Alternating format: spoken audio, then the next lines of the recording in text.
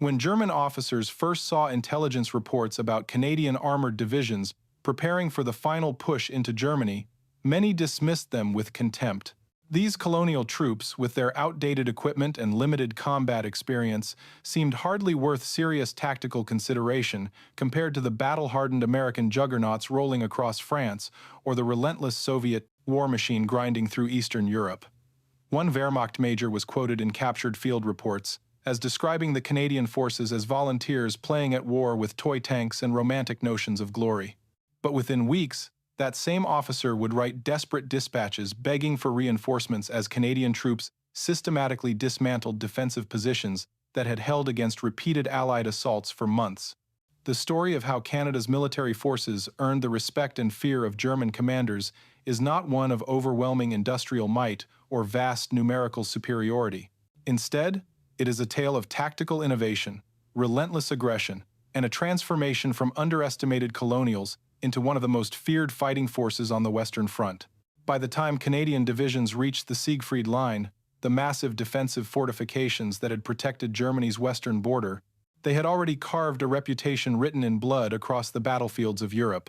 This reputation was not built on propaganda or exaggeration, but on documented battlefield performance that left even veteran German officers stunned. The Canadian military that landed in Europe was fundamentally different from other Allied forces in composition and character.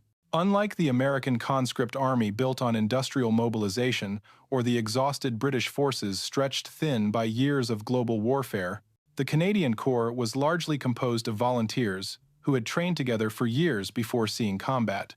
These men came from a young nation, still forging its identity, carrying with them a burning desire to prove themselves on the world stage and establish Canada as more than just a British dominion.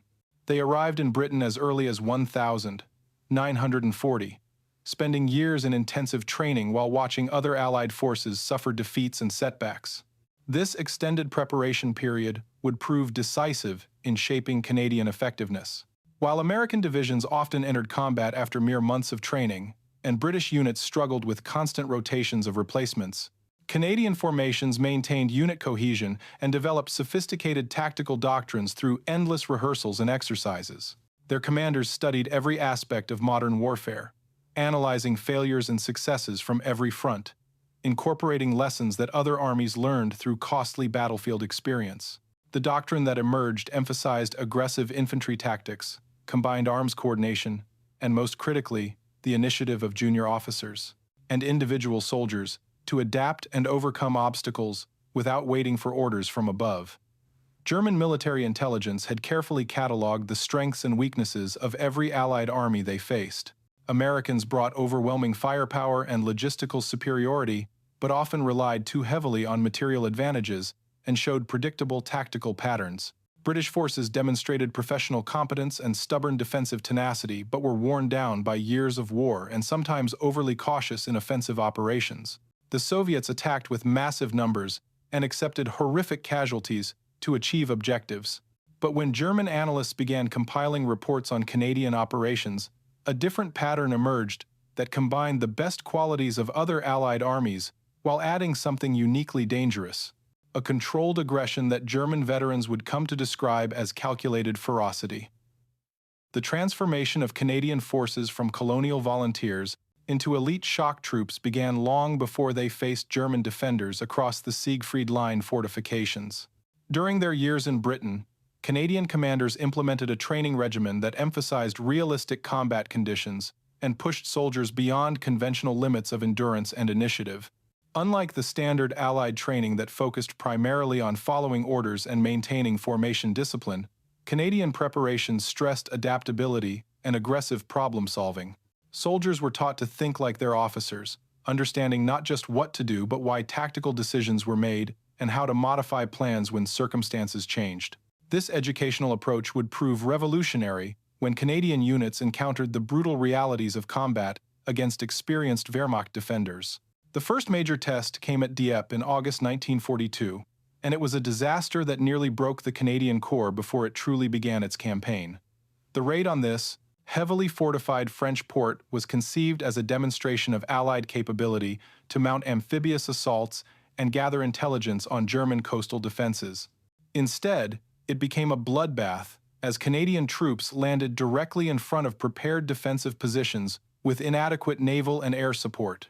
German machine gunners and artillery spotters had perfect fields of fire across the beaches, turning the landing zones into killing grounds where Canadian soldiers died by the hundreds within minutes of reaching shore. Of the nearly 5,000 Canadians who participated in the raid, more than 900 were killed and nearly 2,000 captured, a catastrophic casualty rate that devastated units and families back home. But the Dieppe disaster became the foundation for Canadian tactical doctrine going forward. While other nations might have viewed it simply as a failed operation to be forgotten, Canadian commanders conducted exhaustive analysis of every decision and outcome. They identified critical lessons about the need for overwhelming preparatory bombardment, the importance of specialized armored support for infantry assaults, and the absolute necessity of detailed intelligence and rehearsal before amphibious operations. Most importantly, they recognized that frontal assaults against prepared positions required either complete surprise or such overwhelming force that defenders could not effectively respond.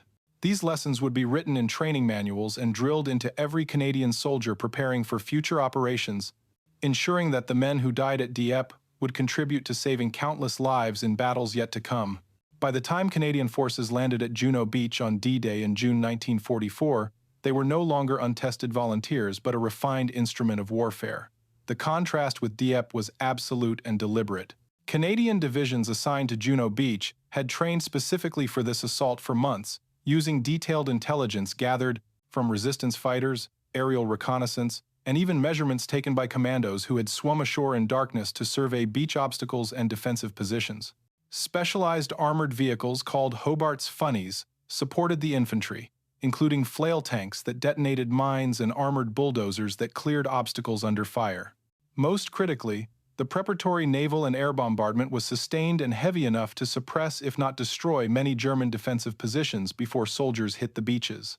The Canadian landing at Juno Beach achieved what Dieppe had made seem impossible: a successful assault against fortified coastal defenses with acceptable casualties and rapid advance inland.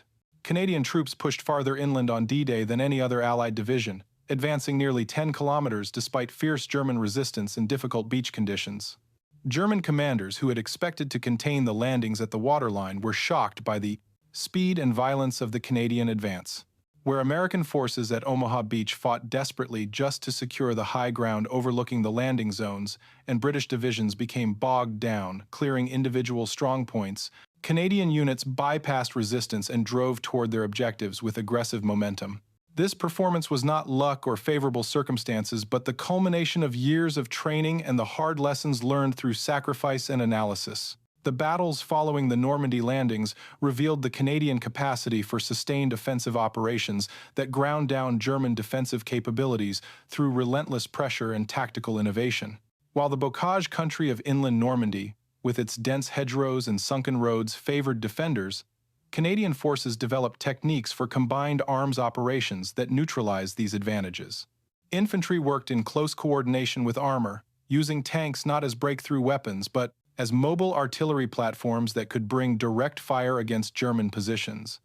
Engineers accompanied assault teams with explosives to blow gaps through hedgerows and clear obstacles. Artillery officers moved forward with infantry companies rather than remaining in rear command posts, enabling them to call down fire support within minutes when resistance was encountered. The battle for Caen demonstrated both the effectiveness and the cost of Canadian offensive doctrine. This crucial communications hub had been a D-Day objective, but German defenders poured reinforcements into the area, including elite SS Panzer divisions determined to hold the city at all costs. For weeks, Canadian and British forces hammered against prepared defenses in fighting that resembled the worst of World War I trench warfare. Canadian infantry assaulted fortified villages and farms repeatedly, taking horrific casualties but never allowing German forces to stabilize their lines or rest. Each attack learned from previous failures, adjusting tactics and concentrating forces against identified weak points. German defenders found themselves facing soldiers who returned again and again with modified approaches until defenses finally crumbled. When Caen finally fell in early July, the Canadian Corps had established a reputation for tactical persistence that German commanders found deeply troubling. Wehrmacht veterans, who had fought on the Eastern Front against Soviet mass attacks or in Italy against American firepower, noted that Canadian operations combined the relentlessness of Russian assaults with sophisticated tactical coordination that exploited every success. Where other Allied forces might pause after achieving an objective to consolidate and regroup, Canadian units pressed immediately forward, giving defenders no time to establish new positions or bring up reserves. This operational tempo proved exhausting for both sides, but Canadian training and unit cohesion enabled them to sustain offensive pressure longer than German forces could maintain coherent defense. The advance from Normandy through France revealed another dimension of Canadian effectiveness that German intelligence found particularly concerning: their capacity for urban warfare and close-quarters combat. While Allied doctrine generally preferred to bypass cities rather than become bogged down in house-to-house fighting, Canadian forces showed remarkable proficiency in urban operations when necessary. They developed the technique called mouse-holing, using explosive charges to blow through interior walls and move through buildings without exposing themselves to fire in streets and open spaces. German defenders who attempted to hold towns found Canadian infantry appearing suddenly from unexpected directions, clearing buildings systematically with grenades and automatic weapons, while tanks provided covering fire from defensive positions. By autumn 1944, as Allied armies approached Germany's Klergen-Rebeter borders, the reputation of Canadian forces had evolved dramatically from the dismissive assessments of early war German intelligence reports.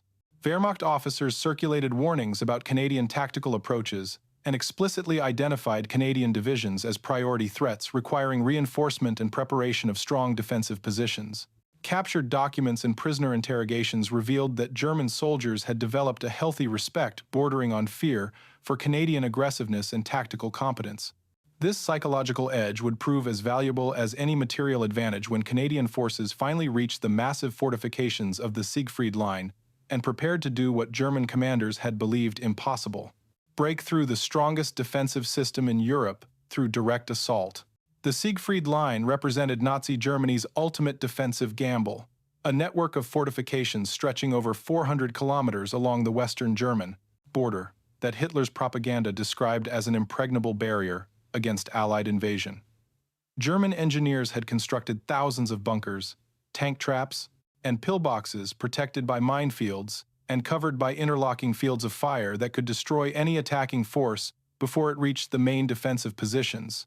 The fortifications incorporated lessons from both world wars, with reinforced concrete structures designed to withstand direct hits from the heaviest Allied artillery and positioned to maximize defensive advantages of terrain.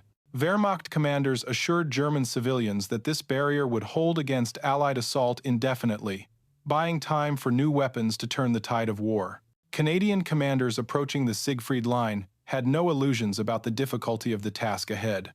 They had reviewed intelligence reports detailing the fortification system and understood that conventional frontal assaults would result in horrific casualties with minimal chance of success. The defensive positions were too strong and too well coordinated to be overwhelmed by courage or firepower alone. Instead, Canadian tactical planners began developing an approach that combined deception, specialized equipment, and their doctrine of aggressive infantry tactics adapted specifically for fortification warfare. They would not attempt to smash through the Siegfried Line with brute force, but would instead methodically dismantle it using techniques that exploited weaknesses in even the most sophisticated defensive system. The assault began not with massive preparatory bombardment that would alert defenders and give away the timing of the main attack, but with infiltration operations conducted in darkness and foul weather that concealed movement. Canadian infantry companies moved forward in small groups, navigating through minefields using specialized detectors and careful probing, rather than attempting to clear broad paths with explosive charges. These infiltration teams bypassed the most heavily fortified positions, searching instead for gaps and weaknesses in the defensive network. Once through the outer barrier, they moved deeper into the fortified zone, cutting communication lines and establishing positions behind German forward defenses that could support the main assault when it came. When the primary Canadian attack rolled forward, German defenders found themselves fighting on multiple fronts simultaneously. The heavily armored Churchill tanks and specialized assault vehicles of the Canadian Armored Divisions advanced directly against fortified positions, but instead of attempting to break through, they provided covering fire while engineers moved forward under smoke screens. These engineers carried massive explosive charges specifically designed for fortification reduction, placing them against bunker walls and steel doors before detonating them with enough force to tear through reinforced concrete. Infantry followed, immediately behind, clearing the shattered fortifications with grenades and close-range automatic weapons fire before defenders could recover from the explosions.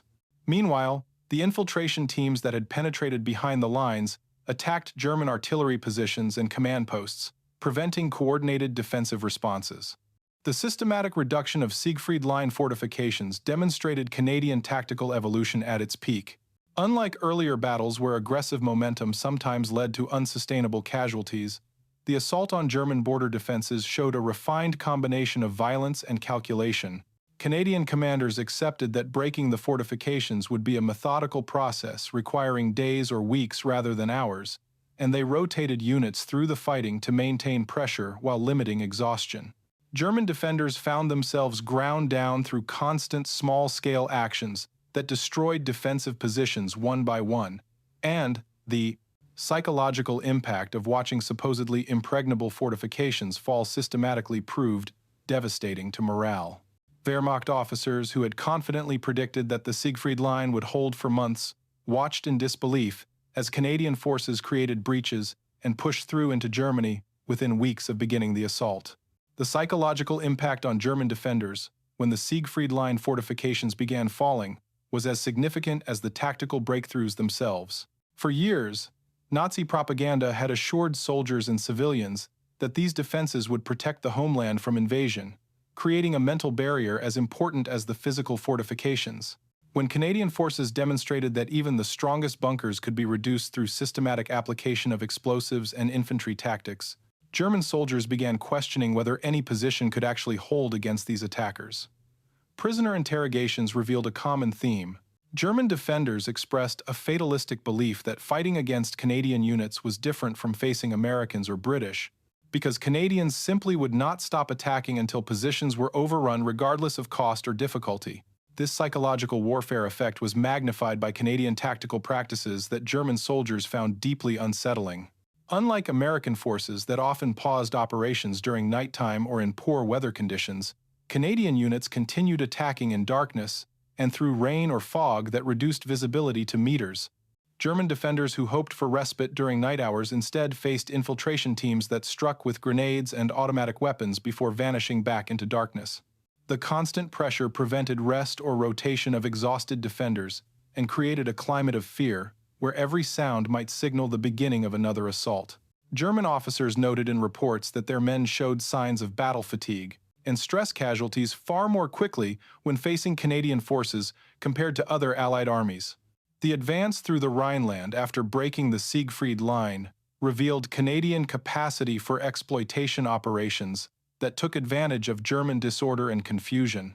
Once through the fortified zones, Canadian armored divisions moved with aggressive speed, bypassing resistance rather than becoming engaged in time-consuming reduction of every German strongpoint. Infantry followed in trucks and half-tracks, dismounting only when significant resistance was encountered and then attacking immediately, rather than waiting for supporting forces to arrive. This operational tempo overwhelmed German attempts to establish new defensive lines, because Canadian advance guards typically reached designated positions before German defenders finished digging in, forcing hasty withdrawals that turned into routes when Canadian armor appeared on flanks and rear areas. German commanders attempting to organize coherent defense found themselves consistently outmaneuvered by Canadian operational planning that anticipated German responses and prepared counter-moves in advance. When Wehrmacht forces tried to establish blocking positions at river crossings, Canadian engineers brought forward portable bridging equipment and established crossings at alternate locations within hours. When German armor attempted to counterattack Canadian penetrations, Allied air support called in by forward observers caught panzer formations in the open and destroyed them before they could engage. The coordination between Canadian ground forces and supporting arms reached a level of effectiveness that German officers frankly admitted in captured documents they could not match with their depleted and poorly supplied units. By early 1945, as Canadian forces pushed deeper into Germany, the Wehrmacht faced a crisis of morale and capability directly related to the reputation Canadian troops had established. through consistent battlefield performance. German commanders faced the difficult reality that their soldiers openly feared facing Canadian units, and that defensive positions crumbled faster when Canadians were attacking compared to other Allied forces. This was not because Canadian forces possessed better equipment or greater numbers than Americans or British, but because their tactical doctrine, training, and aggressive operational tempo had created a psychological advantage that multiplied their material capabilities. The mockery and dismissal that German officers had initially directed at colonial volunteers had transformed into desperate respect and frank admission that Canadian forces represented one of the most dangerous threats on the Western Front. The liberation of the Netherlands demonstrated Canadian forces at the peak of their effectiveness, but also revealed the terrible human cost behind their military reputation. By autumn 1944, German forces had flooded large sections of Dutch farmland and fortified remaining dry ground, creating a waterlogged nightmare landscape where conventional military operations seemed impossible. Thousands of Dutch civilians faced starvation as German occupation forces confiscated food supplies, and winter approached with no relief in sight. Allied command assigned Canadian forces to liberate the Netherlands, specifically because of their demonstrated ability to fight in difficult conditions and overcome seemingly insurmountable obstacles, but the conditions in Holland would test even Canadian capabilities to their limits. The Scheldt Estuary campaign epitomized the brutal reality behind Canadian military success. This massive river system controlled access to the port of Antwerp, which Allied logistics desperately needed to supply armies advancing into Germany. German defenders had fortified both banks with extensive bunker systems and flooded the low-lying islands that dotted the estuary, creating a maze of mud, water, and concrete fortifications. Canadian infantry assaulted these positions in October and November 1944, under conditions that made even veterans of Normandy and the Siegfried Line recoil in horror. Soldiers advanced through waist-deep freezing water under heavy machine gun and artillery fire, dragging boats and rafts loaded with ammunition and equipment. The flooded terrain prevented armor support and made artillery fire less effective, forcing Canadian infantry to close with German defenders and reduce fortified positions through direct assault. The casualties suffered during the Scheldt campaign were staggering and revealed the human price of tactical effectiveness. Canadian battalions that had already fought through France and Belgium lost hundreds more men in fighting that combined the worst aspects of amphibious assault, urban warfare, and trench combat. Individual actions demonstrated extraordinary courage bordering on recklessness as soldiers charged machine gun positions through open ground or assaulted bunkers with satchel charges while under direct fire. The aggressive tactical doctrine that made Canadian forces so effective demanded a level of risk-taking that inevitably resulted in heavy losses when facing determined defenders in strong positions. By the time the Scheldt was cleared in November, Canadian divisions had suffered over 6,000 casualties in battles that left survivors exhausted physically and emotionally. Yet the liberation of Dutch cities after the Scheldt campaign was secured revealed another dimension of Canadian character that balanced their reputation for ferocity in combat.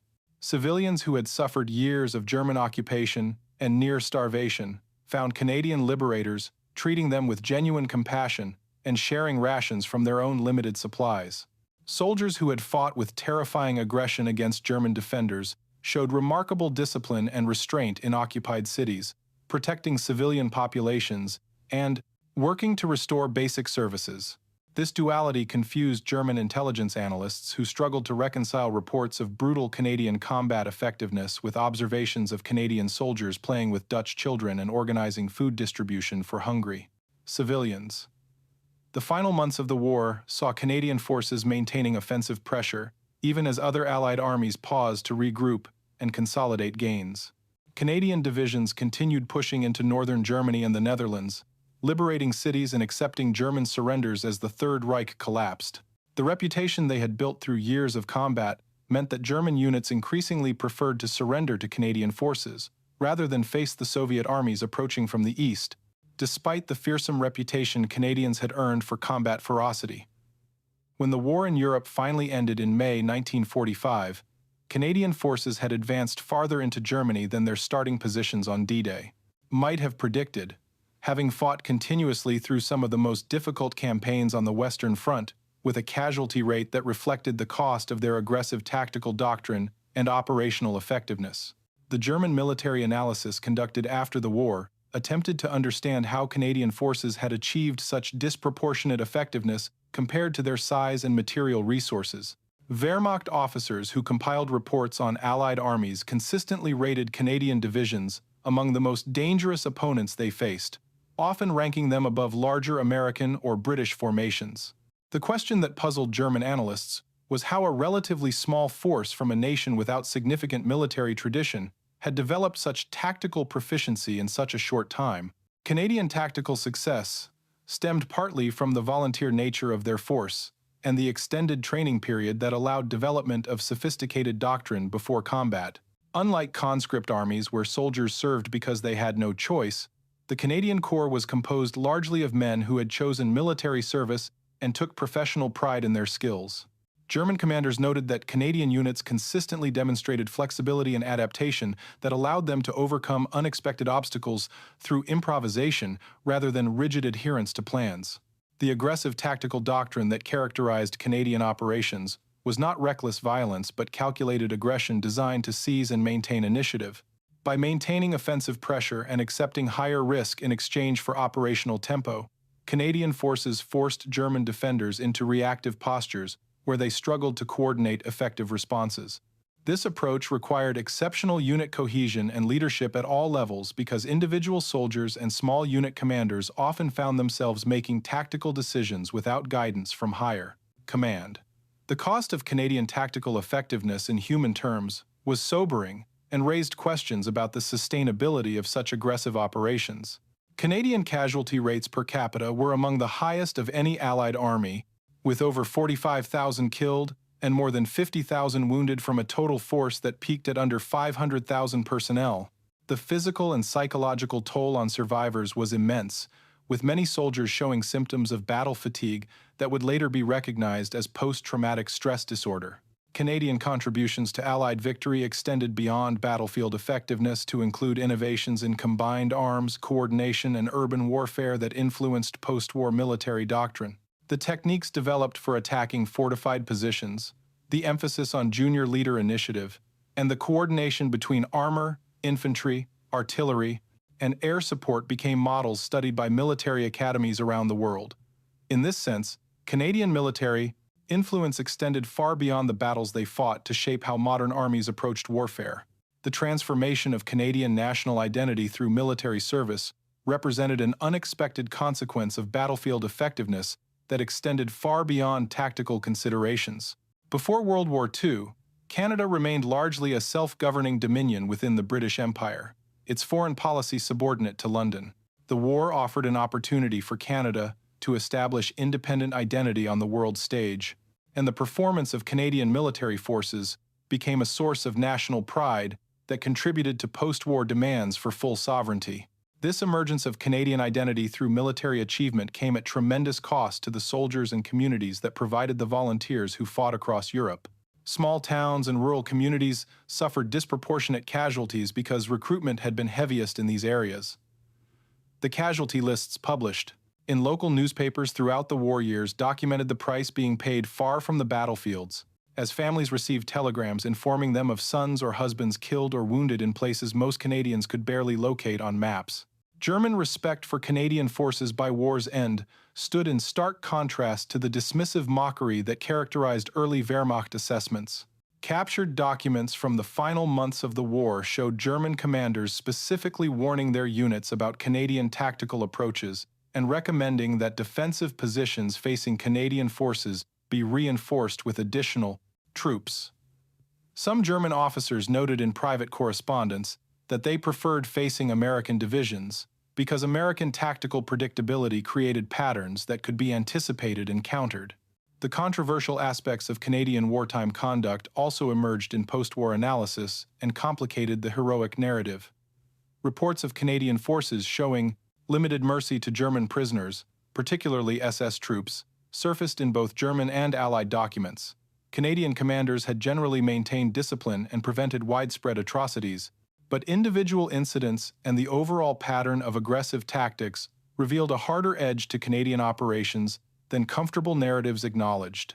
The post-war recognition of Canadian military contributions came slowly from Allied partners who had initially doubted colonial capabilities. British commanders readily acknowledged their effectiveness, but American popular consciousness largely overlooked Canadian achievements. Yet, within military professional circles, Canadian tactical innovations and operational performance earned respect that translated into influence on NATO doctrine and post-war military cooperation. The reputation earned through battles from 1944 to 1945 established Canada as a credible military power. The long-term legacy of Canadian World War II military service manifested in unexpected ways, as veterans returned home carrying experiences that had transformed them fundamentally. These men had left Canada as young volunteers seeking adventure or duty and returned as combat veterans who had seen and done things that separated them permanently from civilian society. The psychological distance between veteran experience and civilian understanding created a silence around war stories that would persist for generations. Canadian society struggled to reconcile pride in military achievement with the difficult realities of reintegrating combat veterans into civilian communities. Veterans faced practical challenges finding employment in an economy that needed to absorb hundreds of thousands of returning soldiers. More troubling were the psychological challenges that left many veterans suffering from what was then called battle fatigue. The aggressive combat doctrine that made Canadian forces so effective had exposed soldiers to sustained trauma that left lasting psychological scars inadequately addressed by available medical care or social support systems. The question of whether Canadian tactical effectiveness justified the human cost provoked debate among military historians and veterans themselves for decades after the war. Some analysts argued that aggressive Canadian operations shortened the war by maintaining offensive pressure, thereby saving lives overall. Others countered that the same objectives could have been achieved with more cautious tactics that accepted slower progress in exchange for reduced casualties. Veterans themselves expressed mixed views about whether the price paid had been justified. The transformation of military doctrine influenced by Canadian wartime experience shaped how Western armies approached subsequent conflicts during the Cold War era. The emphasis on junior leader initiative, realistic training, and combined arms coordination became standard practice in NATO forces. Canadian tactical innovations in urban warfare and fortification reduction proved particularly influential as military planners contemplated how to defend cities against mechanized assault. The memory of Canadian World War II service gradually evolved from immediate post-war commemoration focused on victory toward more nuanced understanding that acknowledged complexity and cost alongside achievement. Modern Canadian military identity remains shaped by the legacy of those who fought across Europe, with current forces drawing inspiration from the tactical excellence demonstrated by their predecessors. Yet contemporary understanding also recognizes the trauma and sacrifice that underlay battlefield effectiveness, honoring veterans not just for victories achieved but for the personal cost they paid in service. The final assessment of Canadian military contribution to Allied victory reveals a force that achieved effectiveness dramatically disproportionate to its size through combination of excellent training, aggressive doctrine, and the courage of individual soldiers. Canadian forces numbering less than 100,000 combat troops at their peak played decisive roles in battles from D-Day through the Siegfried Line to the liberation of the Netherlands. This achievement came at terrible human cost, with casualties that marked Canadian society for generations. The transformation from dismissed colonial volunteers to feared shock troops happened through systematic development of tactical competence rather than dramatic single battles alone. Canadian commanders built an army that valued initiative and flexibility over rigid adherence to doctrine, creating formations capable of adapting to unexpected circumstances. This organizational culture was possible partly because of the volunteer nature of Canadian forces and the extended training period before combat deployment. The legacy of German respect for Canadian forces remains one of the more remarkable aspects of this history, demonstrated through captured documents and post-war memoirs that consistently rated Canadian divisions as particularly dangerous opponents. This respect came not from propaganda but from demonstrated capability on battlefields where German defenders fought desperately to hold positions against attackers they could not stop. The psychological impact of facing Canadian forces proved as significant as the tactical competence they demonstrated. The question that haunted many Canadian veterans in the years after the war was whether their sacrifice had contributed meaningfully to creating a better world, or had simply repeated the senseless slaughter of World War I. The defeat of Nazi Germany provided clear moral justification, yet many soldiers struggled with memories of violence and the knowledge that they had killed other human beings. The aggressive tactical doctrine necessarily meant soldiers engaged in close combat, where they experienced warfare at its most personal and traumatic.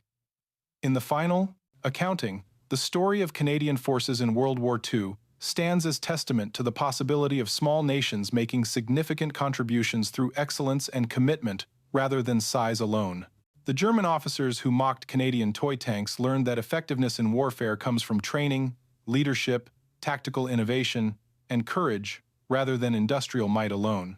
Canadian soldiers proved that proper preparation and aggressive execution of sound tactical doctrine can overcome seemingly insurmountable obstacles and earn respect even from enemies who initially dismissed them.